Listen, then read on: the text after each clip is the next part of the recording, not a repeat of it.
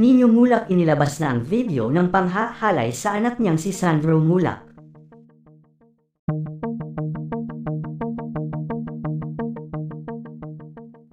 Hot topic ngayon ang pangalan ng anak ni Nino Mulak na si Sandro Mulak sa social media simula kahapon hanggang ngayong araw.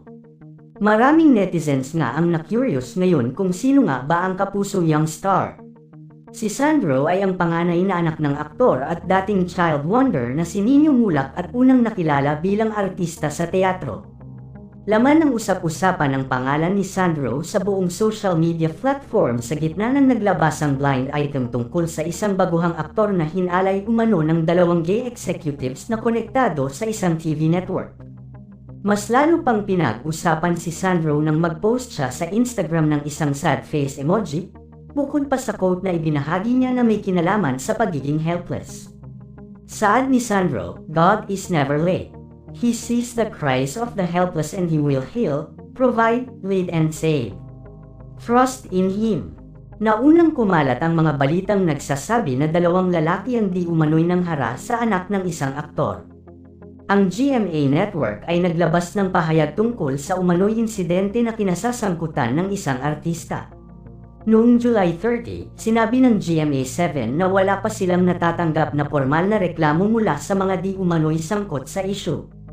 Tinitiyak namin sa publiko na seryosong tinutugunan ng GMA Network ang ganitong mga usapin, ayon sa bahagi ng pahayag ng Kapuso Network. Samantala ngayong araw naman ay naglabas naman ng chika ang pambansang Marites na si Sian Gaza sa pamamagitan ng kanyang Facebook post. Ayon kay Sian, ang chismis ay ito palang pamangkin ni Aga Mulak ay inaya sa isang after party noong GMA Gala. "Tara doon sa hotel namin. After party, maraming pupuntang artista," wika ng dalawang suspect. Pagdating ng biktima sa suite, laking gulat niya na 3 lang pala sila. Itago natin sa pangalang Sandro Mulak, Jojo Nones at Richard Dode. Bilang mga executive ng GMA7 at bilang close friend ni Big Boss Annette Gozon, hindi makasibat ang Sandro bilang respeto sa dalawa. Fast forward after ng mahabang chikahan sa sala, napilitang umamat si lalaki tapos noong Anes na idinala siya sa kwarto ng dalawang GMA executive. Doon na nangyari ang malagim na krimen. Matapos pumutok ang isyu sa bansa, agad-agad na i-deny ng GMA7 si Richard at Jojo. Sila daw ay mga independent contractor lamang. Kapag may nagawang krimen, ang tawag doon ay independent contractor. Pero kapag nakasungkit ng parangal o gantimpala, ang tawag doon ay kapuso. Ayon sa pep.ph, tinangka daw anuhin ng dalawang GMA independent contractor si Sandro Mulak, take note, tinangka at independent contractor. Napag-alaman ng ating team na ang totoong may-ari pala ng PEP ay GMA7 kaya ginagamit nila ito upang i-manipulate ang katotohanan, matapang na binulgor ni Sian Gaza sa kanyang social media account.